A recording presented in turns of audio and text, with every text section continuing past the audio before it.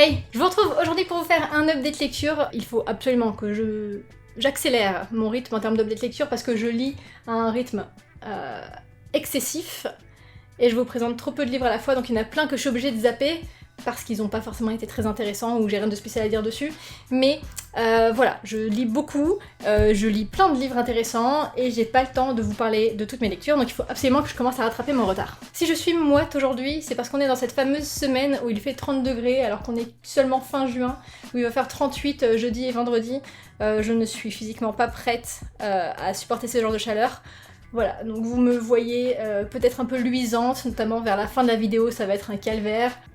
C'est comme ça, je n'y peux rien. J'ai besoin d'évacuer la chaleur en sueur, comme tout le monde. Donc je vais commencer cette update lecture avec un livre qui m'a particulièrement tenu en haleine. Il s'agit de Verity de Colleen Hoover. Colleen Hoover est très connue pour ses romances à succès, toutes ses romances font un carton incroyable. J'avoue que j'en suis friande également, parce que je trouve que ce sont des romances généralement plutôt bien faites, ou en tout cas qui fonctionnent bien, même si elles ont des défauts. Et j'avais essayé d'en parler en vidéo, cette fameuse vidéo que j'ai tournée 4 fois quand j'étais en Corée et qui n'est jamais sortie. Et si j'avais envie de vous parler de Verity, c'est parce que c'est un thriller, donc c'est pas du tout une romance, donc ça change de ce qu'elle écrit. Il me semble que c'est pas son premier.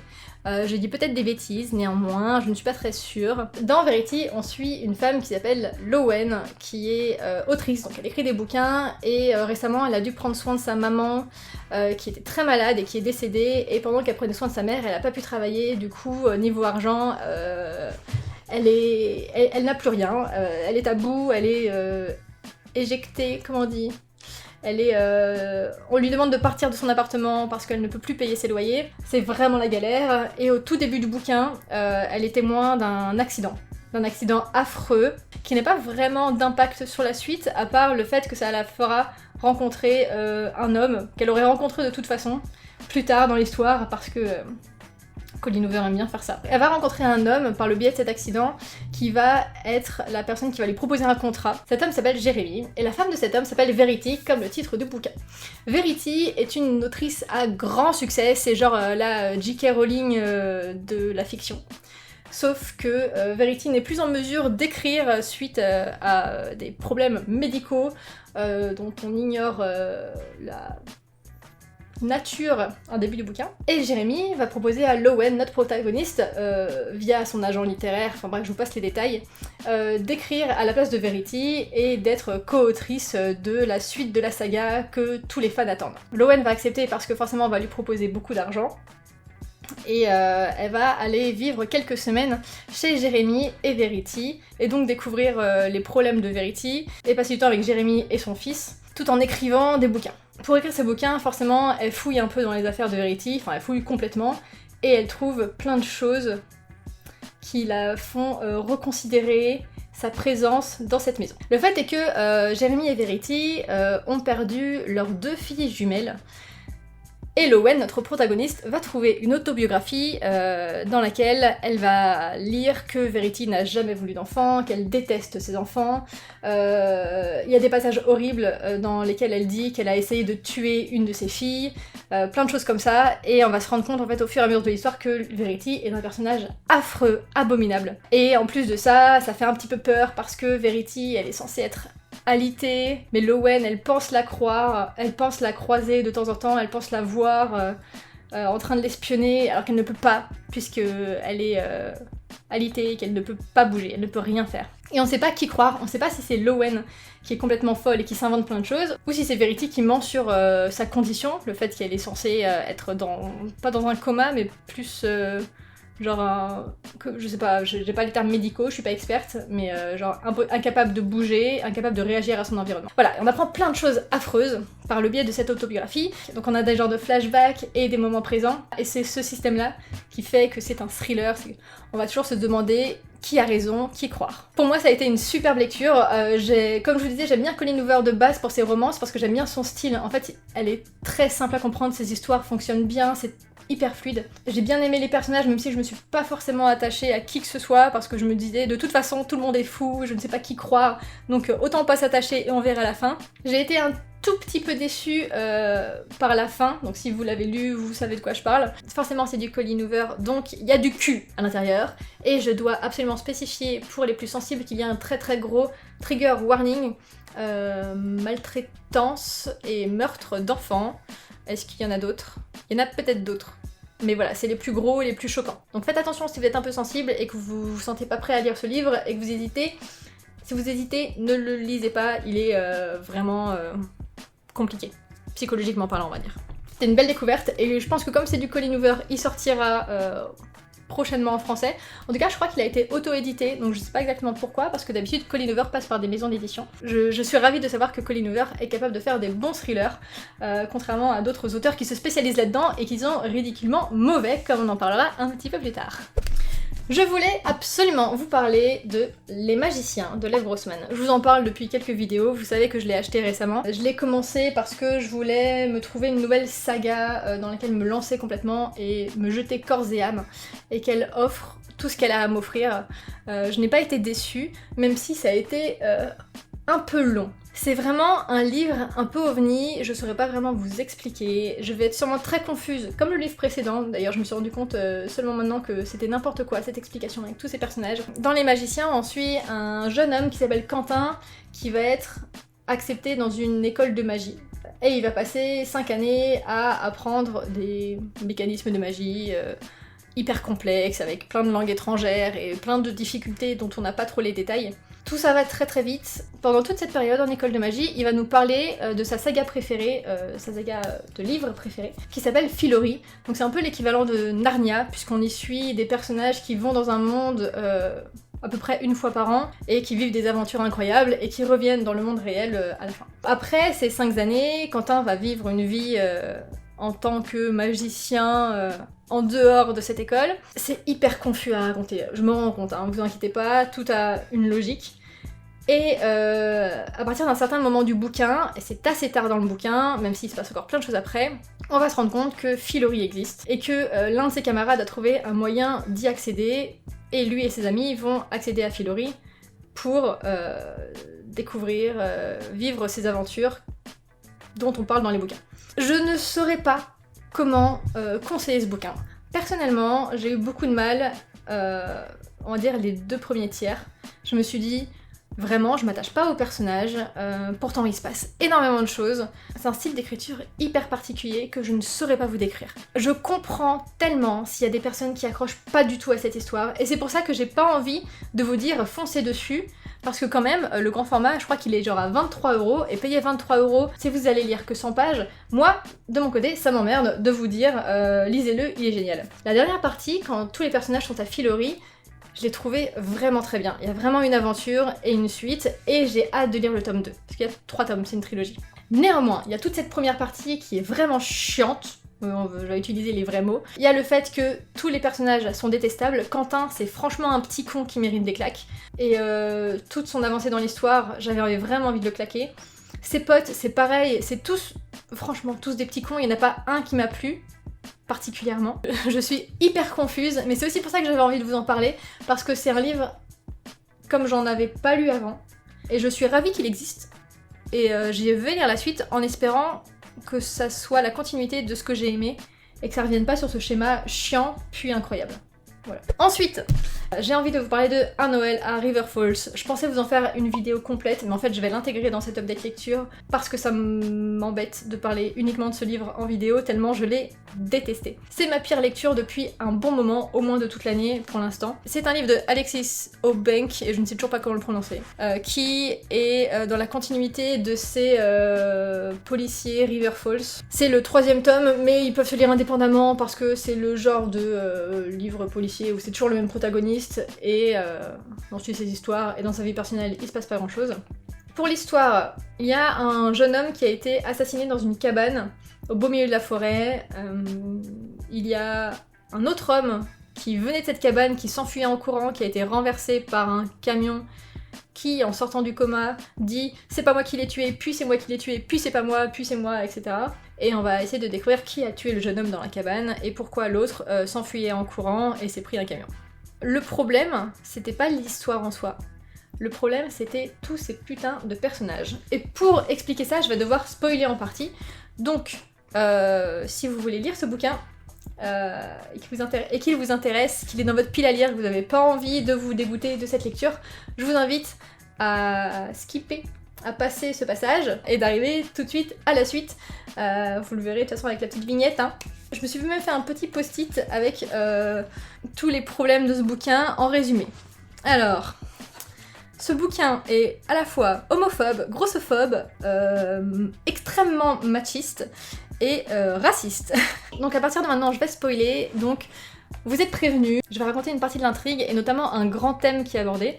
On parle beaucoup du fait qu'il y a un des accusés qui est homosexuel. Je pense que les pires passages, c'est vraiment quand on suit le personnage principal, qui est un flic qui nous donne son avis en tant que narrateur, en nous disant que le mariage homosexuel c'est ok sous certaines conditions, mais alors l'adoption vraiment jamais, parce que un couple homosexuel ne pourra jamais remplacer un couple hétéro avec un papa et une maman, et c'est exactement le genre de discours qui engrange la haine qu'on voit partout en ce moment, et ça m'énerve tellement qu'on voit ça dans un bouquin, parce que s'il a écrit ça dans un bouquin, c'est forcément qu'il y a des gens qui y adhèrent, vu que c'est l'idée principale. C'est la façon de penser du narrateur qui est jamais changée du début à la fin de l'histoire. C'est pas comme si il apprenait par les personnages homosexuels qui sont dans le bouquin que non, il a tort, et voilà, il campe sur sa position. Il y a, même en parlant avec des concernés, il y a rien qui le fait changer d'avis, et il y a rien qui peut m'énerver plus que ça.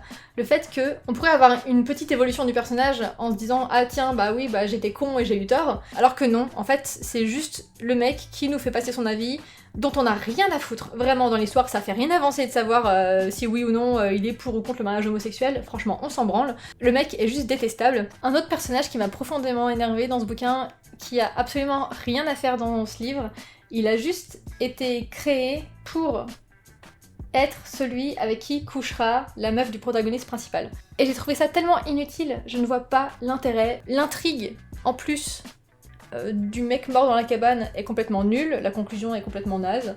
Je me suis fait chier du début à la fin, je me suis juste amusée à noter tous les passages que j'ai pas kiffé, et il y en avait beaucoup. Je pense que j'avais piqué ce livre à ma mère, donc je vais gentiment le reposer quelque part chez eux, le cacher pour qu'elle ne tombe jamais dessus et qu'elle ne le lise jamais. Coucou maman. J'ai une grosse anecdote à raconter sur le prochain bouquin. Il s'agit des Salauds gentilshommes de Scott Lynch, les mensonges de Locke Lamora, puisque c'est le tome 1, il y a plein de tomes, 5, 6 ou 7, quelque chose comme ça. C'est un livre que j'avais commencé en quelle année? En 2016, 2017, quelque chose comme ça. Et je l'ai commencé quand je vivais à Lille, avant que je quitte mon travail précédent, le travail précédent que je fais actuellement. C'était une période où je lisais beaucoup dans les transports et d'un coup je pouvais plus vraiment lire, du coup j'avais laissé tomber ce bouquin, j'en avais lu la moitié d'ailleurs, il y a encore genre le livre qui s'ouvre tout seul à l'endroit où je l'avais laissé vu qu'il y a un marque-page qui est resté là genre 3 ans.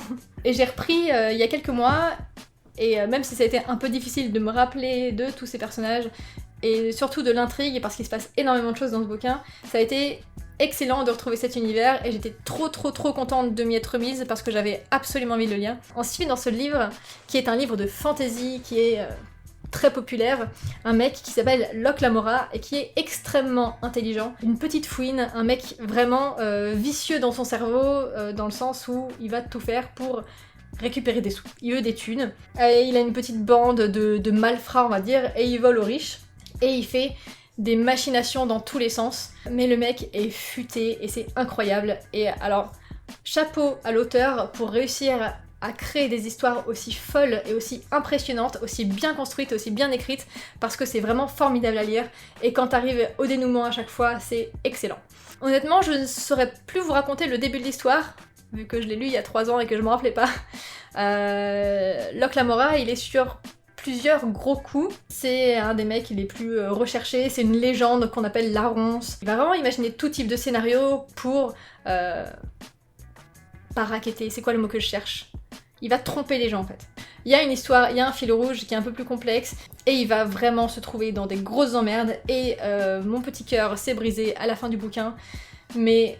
Quel bonheur d'avoir lu un bouquin aussi riche et aussi puissant, aussi intelligent. C'est vraiment ce que j'admire le plus chez l'auteur, c'est que c'est brillant. c'est juste brillant. Malgré le fait que j'ai pas pu vous raconter vraiment l'histoire parce que je m'en rappelle pas exactement, et que je ne veux pas vous spoiler une grande partie de la fin du bouquin, je vous recommande grandement Les Mensonges de Locke Lamora, au moins le premier tome pour vous mettre en bouche et savoir un petit peu ce que ça donne, parce que c'est vraiment, vraiment génial. Si vous aimez la fantasy adulte et intelligente, vraiment vous allez adorer.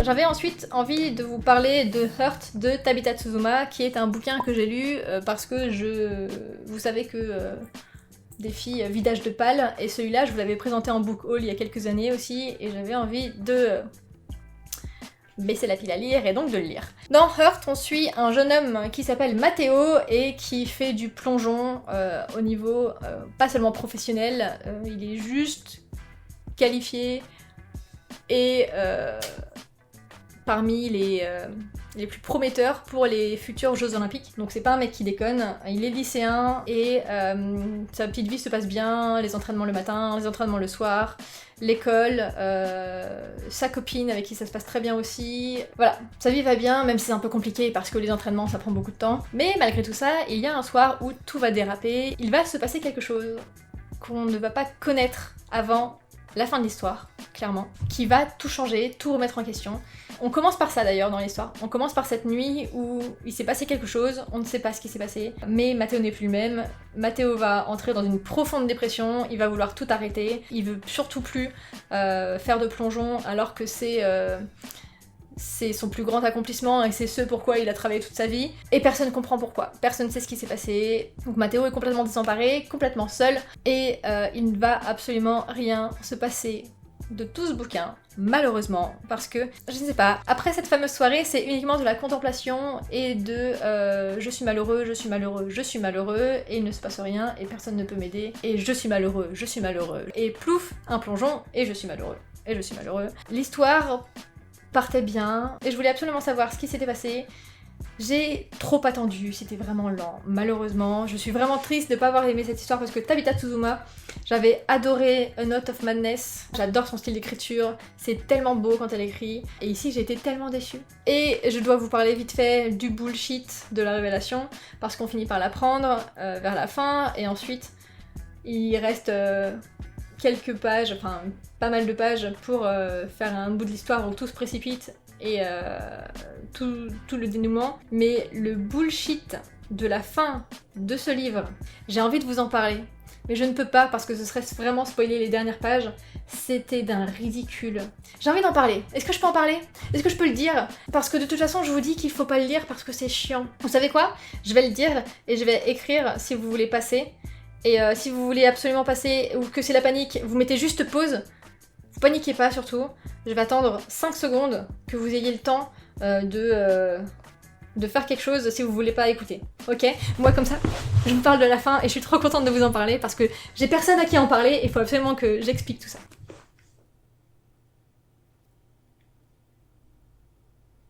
Ce sont des très longues 5 secondes. J'espère vraiment que ceux qui veulent pas être spoilés sont partis, ont fait leur vie, font autre chose, n'écoutent plus, ont coupé le son. Donc dans ce bouquin, Matteo a été violé par le père de sa copine. On nous raconte l'événement et c'est affreux. Et il va finir par en parler, notamment à sa copine, et il va finir par lui dire « j'ai été violée ». Et il va lui dire, parce qu'elle va insister, par ton père. Elle va pas le croire, elle va lui dire tu mens, machin. Et c'est à partir de là que le bullshit le plus total commence. Mais les gars, je ne me rends pas compte comment Tabitha Tsuzuma a pu faire un truc comme ça, je suis tellement déçue. La fille va partir, parce qu'ils étaient en week-end, donc elle va rentrer chez elle le plus vite possible. Elle va prendre un bain, s'ouvrir les veines, ou prendre des médicaments, ou les deux, je sais plus. En gros, elle se suicide. Elle va lui laisser une note, une lettre, qui lui dit j'ai demandé à mon père, je l'ai confronté, il m'a avoué la vérité, je ne peux plus vivre dans ce monde, machin, en sachant que mon père t'a violée. C'est pas censé se passer comme ça.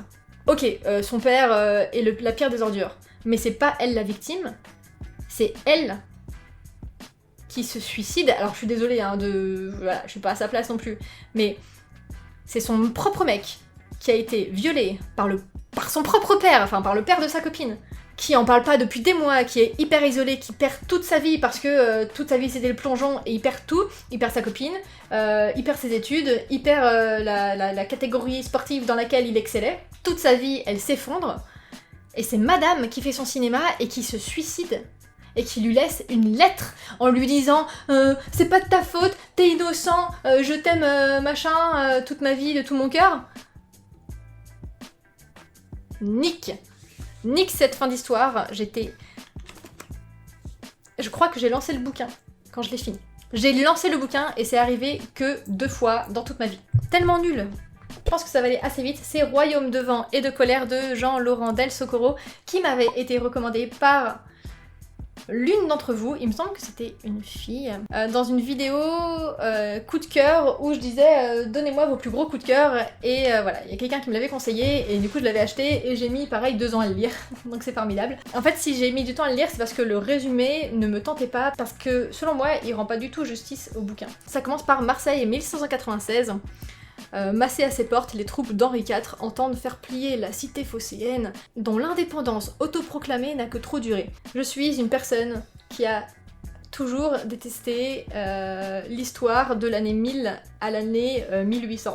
En gros, tout ce que j'ai appris en CM2, j'ai détesté. Les rois de France et tout, ça m'a toujours ennuyée. J'ai un gros blocage avec cette période et quand je vois ça dans un résumé, je me dis pas que ça peut être un livre qui peut m'intéresser. Ce qu'on ne dit pas dans le résumé, c'est que on va se trouver, on va dire, dans une auberge et il y a plusieurs personnages qui vont se croiser et on va suivre le passé et le destin de ces personnages. Et chaque personnage est excellent. Il n'y en a pas un que j'ai aimé moins qu'un autre. J'ai trouvé ça vraiment génial. Tous les personnages ont ce petit plus attachant. Il y a une ancienne guerrière, une assassine, une assassine, un guerrier qui a fait des conneries, qui s'est jamais pardonné à lui-même. Il y a un magicien et tous ces gens vont se croiser et on va découvrir leur passé et le présent, sachant qu'il y a justement ces fameuses troupes d'Henri IV qui viennent envahir la ville et on va savoir comment ça va se terminer.